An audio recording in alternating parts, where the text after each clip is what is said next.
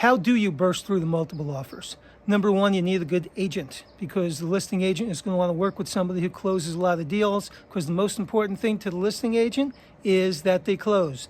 Number two, you need a competitive offer. Does it have to be the highest offer? No.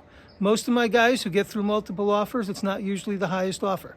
So you want a competitive offer, because I always say, hey, if we can keep it close, I'm going to get you the property, and that's what usually happens.